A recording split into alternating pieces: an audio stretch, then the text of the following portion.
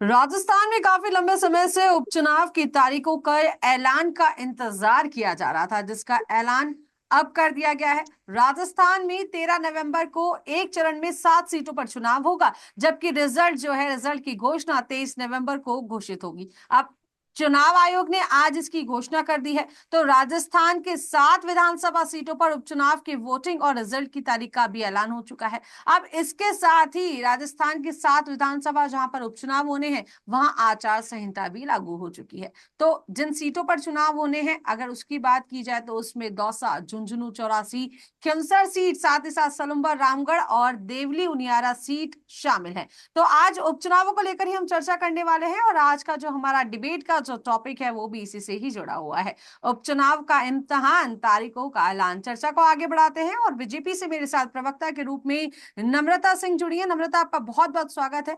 साथ ही कांग्रेस से नमस्कार। प्रवक्ता के रूप में मेरे साथ सद्दाम हुसैन जुड़े हैं। सद्दाम, आपका बहुत बहुत स्वागत है। ओपनिंग नोट ले लेते हैं। नम्रता, आपसे शुरू करेंगे, तो क्या कुछ कहेंगे? उपचुनावों की तारीखों का ऐलान हो चुका है, क्या कुछ कहेंगी? क्योंकि 13 तारीख 13 नवंबर आज जो है उपचुनावों की तारीख तय हो गई है, तो 13 नवंबर ना सिर्फ जी। उपचुनावों की तारीख कहूंगी मैं, बल्कि ये कहना चाहूंगी कि 13 तारीख को जो लास्ट चुनावों में जो हमारे चुनाव हुए थे पिछली बार, जिसमें 6 सीटों पर इंडी गठबंधन आई थी, एक झूठ का पथभ्रम करके, चाहे वो राजनीति के नाम पे मान लीजिए, चाहे वो किसान आंदोलन के नाम पे मान लीजिए, चाहे वो आरक्षण के नाम पे जो पथभ्रम करके उन्होंने जो सीटें हथियाई थी, एक तरह से भ्रमित करके ली थी, उनको खुद की सत्यता साबित करने का समय आ गया है। उनको साबित करना होगा कि वो इतने ही सच्चे थे, तो यह जो सीटें हैं अब वापिस से भाजपा के खाते में नहीं जाए। तो ये उनके इम्तिहान का समय है।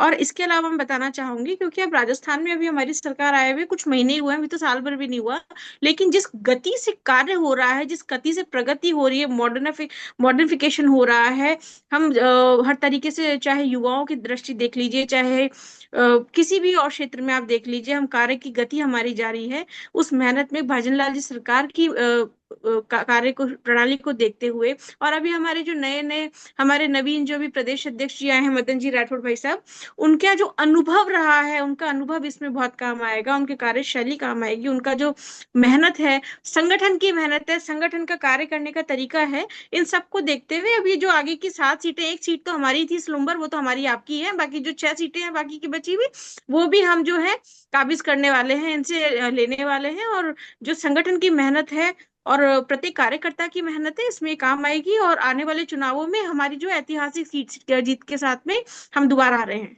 जी, क्या कुछ कहेंगे सद्दाम?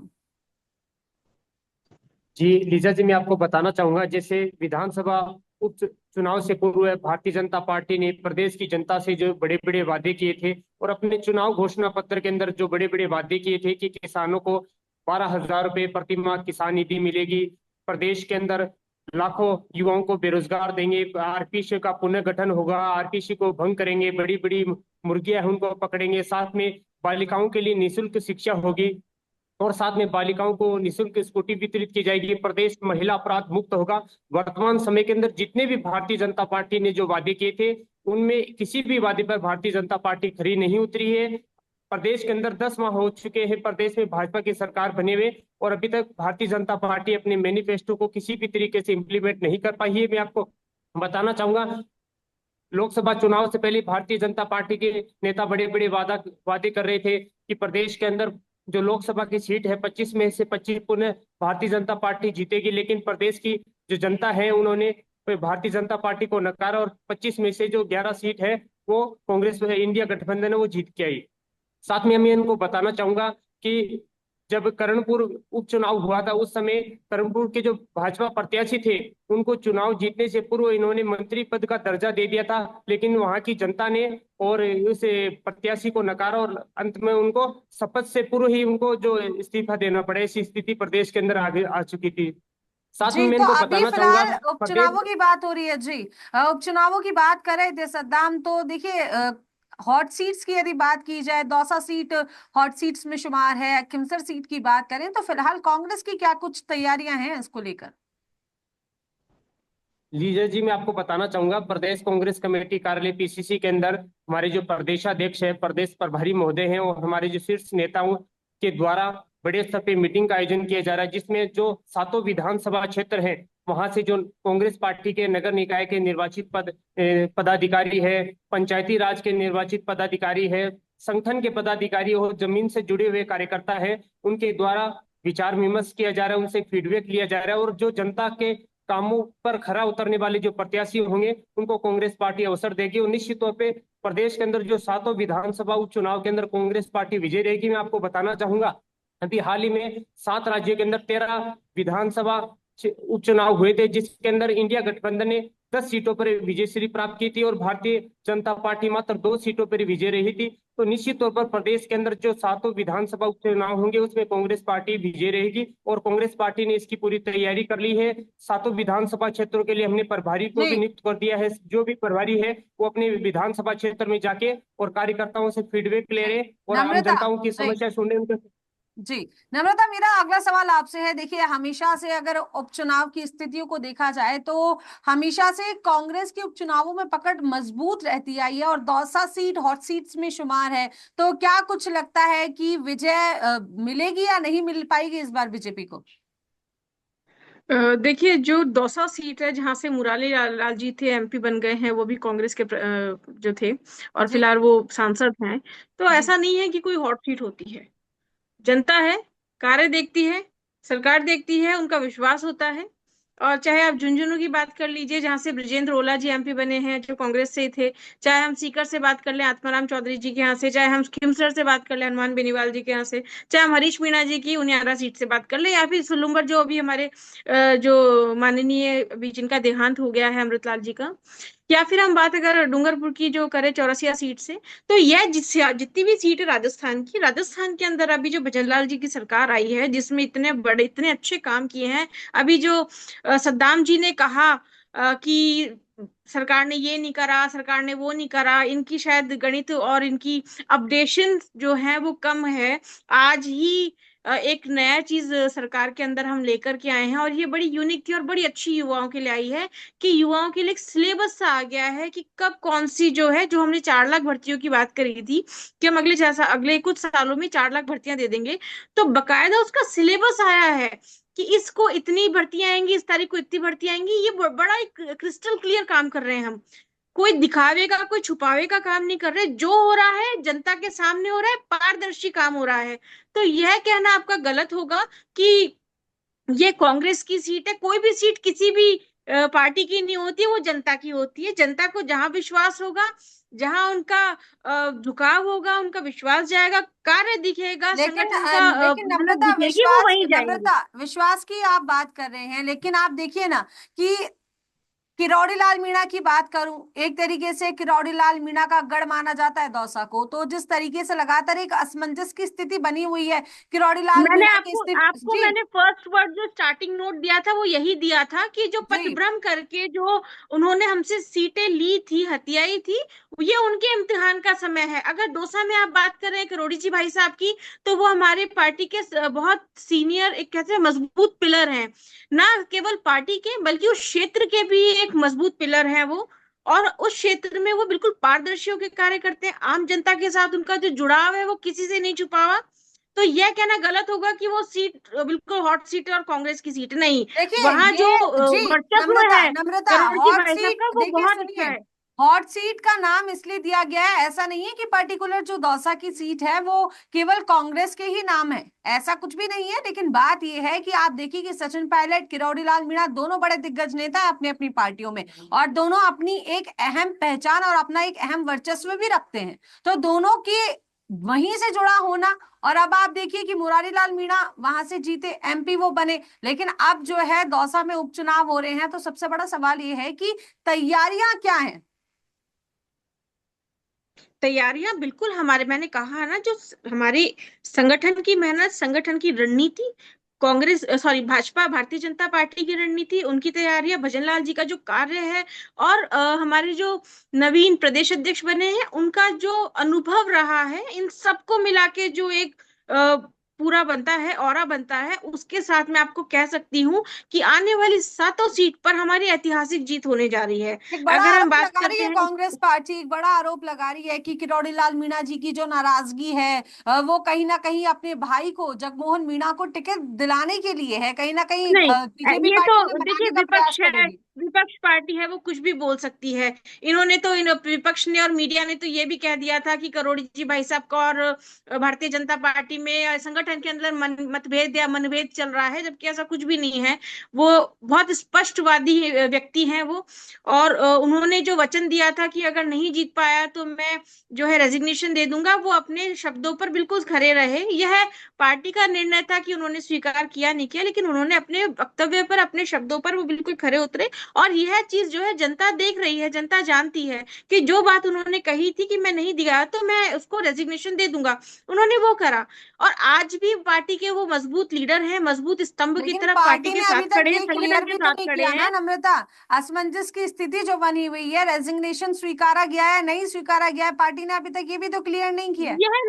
यह निर्णय पार्टी का है, यह शीर्ष नेतृत्व का निर्णय है, लेकिन स्वीकारा नहीं गया है। तो आप ये नहीं कह सकते, या फिर विपक्ष ये नहीं कह सकता, जो बार बार वो कहने की कोशिश कर रहे हैं कि मनभेद चल रहा है, मतभेद चल रहा है। ऐसा कुछ नहीं है। अभी कुछ दिनों पहले ही पार्टी जो वक्फ बोर्ड का जब प्रकरण चल रहा था, बड़े जोर शोर पे थे, तब सबसे पहले करोड़ी जी भाई साहब ने ही आकर के आम जनता के बीच में पार्टी की तरफ से जो है अपना पार्टी का एक फ्रंट फेस बने थे। तो यह कहना गलत होगा। और आज भी वो पार्टी के लिए उसी तरह से काम कर रहे हैं, और जनता के बीच में, क्योंकि वह ना केवल एक विशेष जाति वर्ग बल्कि आम जनता के बड़े चहीते हैं दौसा में। उनका जी वर्चस्व है, जनता उनसे प्यार सद्दाम करती है, जी। उनको देखती है, समाज समझती है। जी सद्दाम, सलुम्बर सीट को लेकर बड़ी कॉन्फिडेंट नजर आ रही है नम्रता जी, क्या कुछ कहेंगे? बिल्कुल 6 सीटों पे तो निश्चित तौर पे कांग्रेस की मजबूत पकड़ है, और जो सलमपुर सीट है वहां पर भी कांग्रेस पार्टी पूरी मेहनत कर रही है। कांग्रेस की कांग्रेस के जो नहीं है कार्यकर्ता है, वो सद्दाम जी, पदाधिकारी आपकी इंडी निश्चित तौर पे। गठबंधन की थी। इसमें बाप पार्टी भी है, इसमें कम्युनिस्ट पार्टी भी है। सो डोंट से कि कांग्रेस पार्टी है। आपकी इंडी गठबंधन जो थी, जो खूब सारी पार्टियों के गठबंधन बना है, उन्होंने जो है पथभ्रम करके इसको जीता था। सो आप पूरे शब्दों का सही इस्तेमाल करें। जी नम्रता जी, मैं आपको बताना चाहूंगा कि जो 7 सीट है वहां पर कांग्रेस पार्टी विजय रहेगी। भारतीय जनता पार्टी है, उनके पास में प्रत्याशी नहीं मिल रहे। मैं खींवसर विधानसभा सीट की बात करना चाहूंगा, जहां पर ज्योति मिर्धा जी 3 बार चुनाव हार चुके हैं, उनका नाम चल रहा है। उनको टिकट देने का उनके पास कैंडिडेट नहीं मिल रहे हैं। और जो 84 है, जो जहां पे राजकुमार जी रोज जीते, वहां से महेंद्र जी सिंह मालवीय जो लोकसभा चुनाव हारे, उनको टिकट देने का नाम चल रहा है। तो भारतीय जनता पार्टी के पास में कैंडिडेट नहीं है।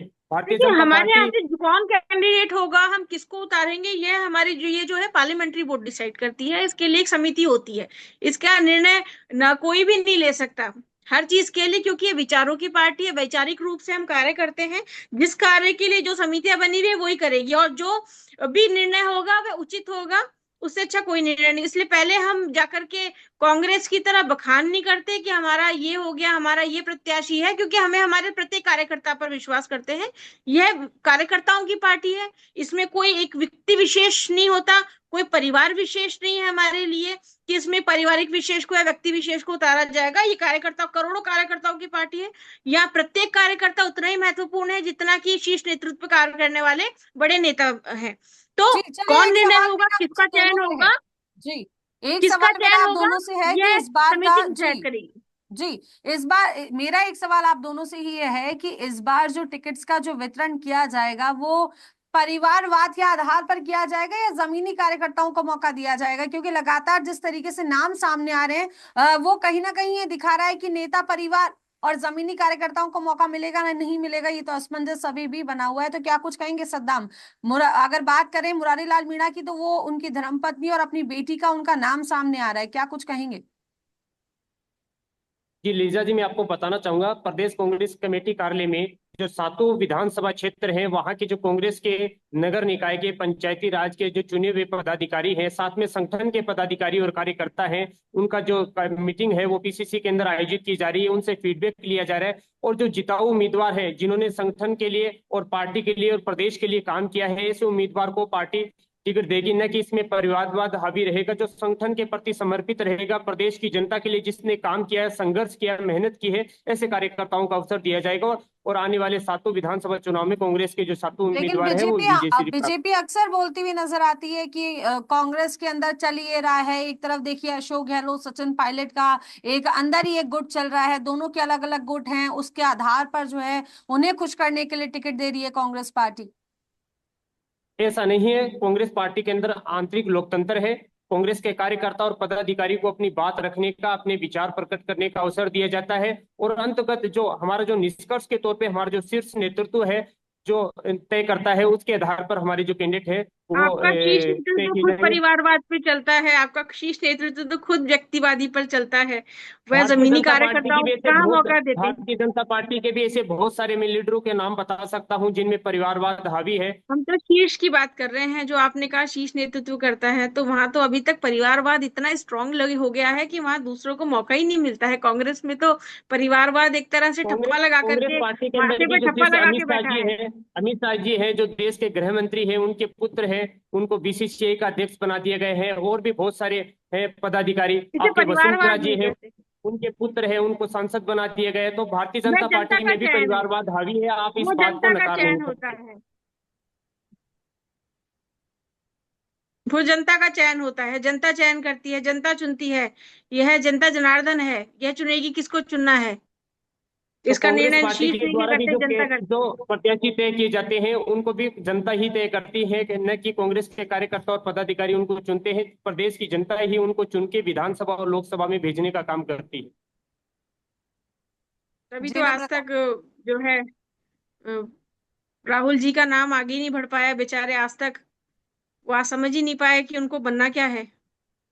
अभी तक वो राहुल जी बाल देश बोध के ही बने हैं, प्रधानमंत्री 55 साल की बनेंगे, उम्र निश्चित में वो तौर पर बेचारे देश बोध ही के बने हैं, प्रधानमंत्री अबोध बनेंगे। बालक की तरह घूम रहे राहुल जी हैं। उस गांधी परिवार से आते हैं जिस गांधी परिवार ने देश को सशक्त एवं मजबूत करने में, देश के लिए अपना बलिदान दिया है, देश के लिए को सशक्त एवं मजबूत करने में अपना महत्वपूर्ण योगदान प्रदान किया है। ऐसे परिवार के अगर होनहार राहुल गांधी जी कांग्रेस के नेता है, राष्ट्रीय नेता है, निश्चित तौर पे वो संघर्ष कर रहे हैं और कांग्रेस के जो कार्यकर्ता हैं, पदाधिकारी और बिल्कुल आपने सही देश की कहा, जो ये उस जनता है परिवार उनके से साथ आते हैं में है। जिसने वो आने देश वाले के समय में अंदर हिंदू निश्चित तौर पर मुस्लिम देश करके के बांट दिया। प्रधानमंत्री ये उस पद को परिवार से सुशोभित आते हैं करेंगे। जिसने देश को वक्फ बोर्ड में बांट दिया। ये उस परिवार से आते हैं जिसने हिंदुस्तान के अंदर हिंदुओं को हिंसक बता दिया।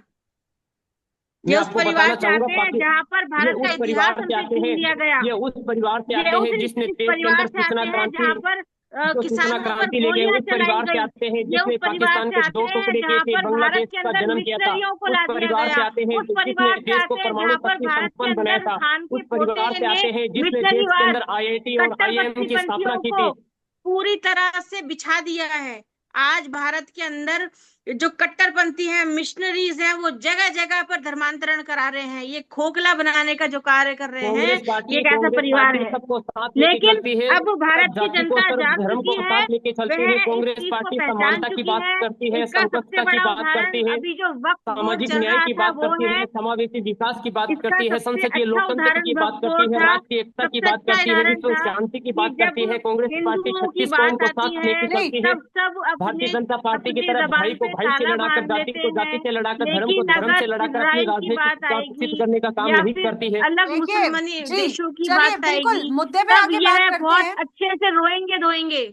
देखिए बड़ा एक सवाल ये है कि अभी आपने कहा कि निश्चित तौर पर जो है सातों की सातों जो सीटें हैं वहां पर इस बार कांग्रेस पार्टी आएगी। तो सदा मेरा सवाल एक आपसे ये है कि आपने बात की 7 सीटों की और आपने कहा कि बीजेपी ने बात करी थी कि 25 की 25 सीटें हम लेके आएंगे, अब की बार 400 पार। लेकिन एक कहीं ना कहीं एक विश्वास कांग्रेस का हमेशा से रहा है कि उपचुनावों में हमेशा से अधिकतर जो है कांग्रेस की परफॉर्मेंस अच्छी रहती है, लेकिन अब फिर वो आत्मविश्वास कहीं ना कहीं ओवर कॉन्फिडेंस में कन्वर्ट ना हो जाए। क्योंकि राजस्थान की बात की थी तो राजस्थान में बीजेपी की सरकार आ गई, राजस्थान में इस बार जीत की बात कर रही थी कांग्रेस। उसके बाद यदि बात करूं हरियाणा की, तो हरियाणा में पूरा विश्वास था। एग्जिट पोल को अगर हम देखें तो एग्जिट पोल में लास्ट तक ये लग रहा था कि इस बार कांग्रेस की सरकार तय है, लेकिन वो जो विश्वास था, वो ओवर कॉन्फिडेंस था, वो हार में तब्दील हो गया। तो कहीं ना कहीं इस बार का ये जो आत्मविश्वास है, कहीं ना कहीं ये ओवर कॉन्फिडेंस जो है कहीं नुकसान ना दे जाए। लीजा जी, प्रदेश के अंदर कांग्रेस पार्टी सातों विधानसभा चुनाव के अंदर विजय प्राप्त करेगी, ये कॉन्फिडेंस हाँ, नहीं है। इस प्रदेश बार की फिर से जनता आप है जलेबियां वो खाने को कांग्रेस तैयार हैं, पार्टी को राजस्थान में भी। यहाँ से जिताएगी। मैं आपको बताना चाहूंगा, हरियाणा के अंदर आप बात कर रहे थे, 2014 का जो विधानसभा चुनाव था वहां पर कांग्रेस पार्टी का जो प्रतिशत था वो 14% था। 2019 के अंदर ये बढ़कर 28% हुआ और 2024 के अंदर प्रतिशतों ये पे क्यों बढ़कर जा रहे हैं? सीधा 41.9 रिजल्ट प्रतिशत देखिए ना हुआ। तो निश्चित तौर पे कि कांग्रेस जनता ने पार्टी, क्या चुना। जनता ने जलेबी चखाई कांग्रेस को, हार की निश्चित जलेबी। तौर पे और इस भारतीय बार जो जनता आपको पार्टी और चुनाव को कॉन्फिडेंस था, एन केन जो डेवलप हो प्रकरण रहा था, वो दोबारा प्रभावित से करने का हर उपचुनावों के संभव लिए हो प्रयास रहा है। करती है। तो रेफरी यहाँ भी भी इनका आपको होता हार है, की जलेबी कैप्टन भी इनका चखने को होता है, तैयार है इडी भी कांग्रेस। इनके पास में है, सीबीआई भी इनके पास में है, इलेक्ट्रॉनिक बॉन्ड भी इनके पास में। तो एन केन प्रकरण चुनाव को, विधानसभा चुनाव को प्रभावित करने का भारतीय जनता पार्टी की ओर से प्रयास किया जाता है। और मतलब निश्चित आप तौर ये पे कह रहे हैं कि जो ये वोटिंग में, उपचुनाव मतलब होता आप काफी ये है, कह रहे हैं सवाल उठा वोटिंग्स रहे में हैं धांधलीबाजी हो गई, ये कहना चाह रहे हैं आप? कांग्रेस ने आप। बड़े जिस बिल्कुल। आरोप कानून लगाए, व्यवस्था कांग्रेस ने पर बड़े आप आरोप बहुत लगाए बड़ा कि निशान ईवीएम उठा मशीन रहे हैं। खराब हो गई। मैं नम्रता, आपको बड़े मैं आरोप आपको लगे कि ईवीएम मशीन खराब हो गई ये और इस वजह से।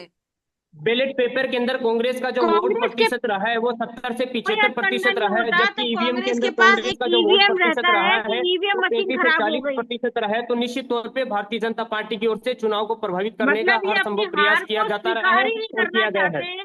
अगर कुछ नहीं तो ये जनता पर ही उड़ेल देंगे कि जनता ही बदल दी गई, इनका कोई भरोसा नहीं है। ये ईवीएम को भी, मतलब देश की प्रणाली को, न्याय प्रणाली को भी ये कटघरे में ला सकते हैं, जो है किसी भी तरह से किसी को भी कटघरे में ला सकते हैं। इनका भरोसा नहीं है कांग्रेस इसका। ये भी बोल सकते हैं कि एक ही जो इंसान है वो कई बार वोट देके चला गया, परंतु ये अपनी हार को नहीं स्वीकारेंगे। बड़े जब इनको बड़े जरूरत आरोप होती है लग रहे हैं वोटों की, नम्रता, बड़े जब ये आरोप टोपी लग भी रहे हैं। लगा लेते हैं, जब ये जनेऊ भी धारण कर लेते हैं, और जब इनकी जरूरत खत्म हो जाती है तब ये हिंदुओं को हिंसक बता देते हैं। तो ये वो कांग्रेस पार्टी है, इसलिए इनकी ये कोई आप कहते हैं जो गधे की बयान औरत बता और रहे हैं इनकी वो बात बिल्कुल बराबर गलत है। है।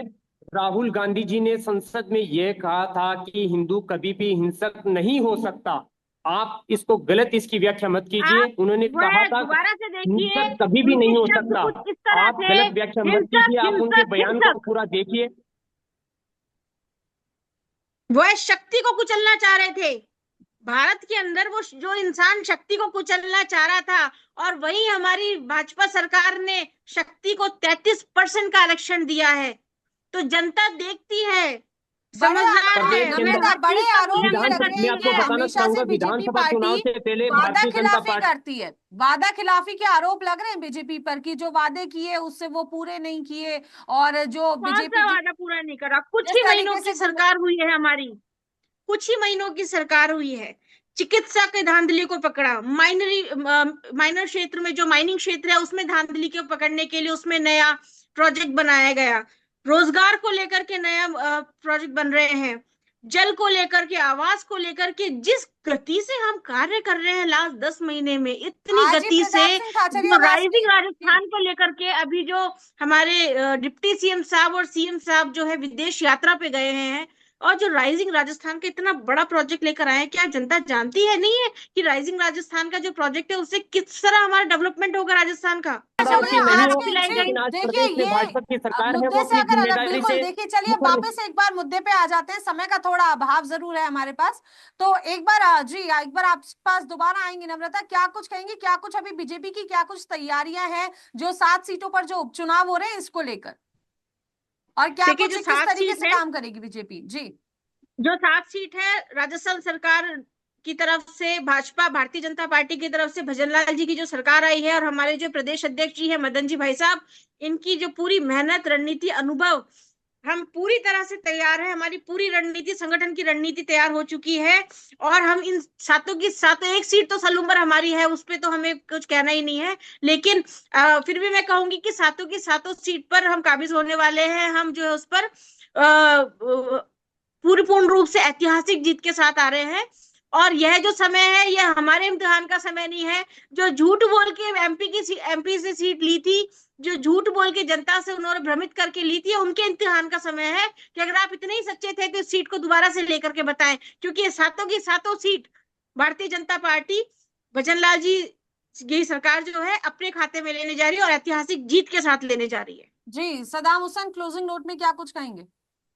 कि भारतीय जनता पार्टी ने विधानसभा चुनाव से पहले जो अपने चुनाव घोषणा पत्र में जो जनता से झूठे वादे किए थे, आज 10 माह का समय हो चुका है, भारतीय जनता पार्टी एक भी वादे पे खरी नहीं उतरी है। आज भारतीय जनता पार्टी का जो झूठे वादे करने का जो चरित्र है वो प्रदेश की जनता जान चुकी है। और लोकसभा चुनाव के परिणाम में भी आपने देखा था कि 25 में से कभी 25 सीट जीत रहे थे, आज वो 13 तक सीमित हो चुके थे। तो निश्चित तौर पर आने वाले 7 विधानसभा उपचुनाव के अंदर कांग्रेस पार्टी है वो 7 विधानसभा उपचुनाव के अंदर विजय श्री प्राप्त करेगी और प्रदेश की जो भारतीय जनता पार्टी की जो झूठे वादे करने वाली जो सरकार है उसको एक कड़ा प्रदेश की जनता है वो करारा जवाब देगी। देखिए, देश भर के अंदर जो मोदी जी के नेतृत्व में हम जितनी भी सरकारें बनने जा रही है और राजस्थान में भी बनने जा रही है, और इसका अभी ताजा उदाहरण आपके पास हरियाणा है।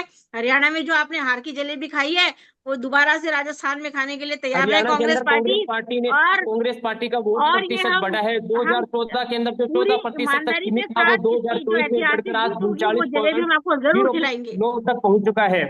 जी चलिए, देखिए ये तो बहस का सिलसिला तो लगातार जारी ही रहने वाला है, लेकिन फिलहाल के लिए अब जो इजाजत लेने का समय आ चुका है, तो देखिए अभी चुनावों की जो है तारीख का घोषणा हो चुकी है, 13 नवंबर तारीख दी गई है और अब उसके बाद फिर रिजल्ट आएगा। लेकिन सबसे बड़ी बात यह है कि जो 7 सीटों पर उपचुनाव होने हैं उसको लेकर बीजेपी पार्टी और साथ ही साथ कांग्रेस पार्टी, दोनों ही पार्टियां कमर कसकर तैयारियों में जुटी हैं और बहुत ही जल्द जो है प्रत्याशियों की घोषणा भी कर दी जाएगी कि कौन सा प्रत्याशी मैदान में इस बार उतरने वाला है। इस बार नेता परिवार मैदान में उतरेगा या फिर जमीनी कार्यकर्ताओं को मौका मिलेगा, ये तो केवल सूची आने के बाद ही पता चल पाएगा। तो फिलहाल के लिए मैं लीजा आपसे इजाजत जरूर लूंगी और आप दोनों का बहुत बहुत धन्यवाद। नम्रता, हमारे साथ जुड़ने के लिए बहुत बहुत शुक्रिया, साथ ही साथ सद्दाम, बहुत बहुत शुक्रिया हमारे साथ जुड़ने के लिए। फिर आपसे मुलाकात होगी यही पंजाब केसरी राजस्थान में, तब तक के लिए देखते रहिए पंजाब केसरी राजस्थान। नमस्कार।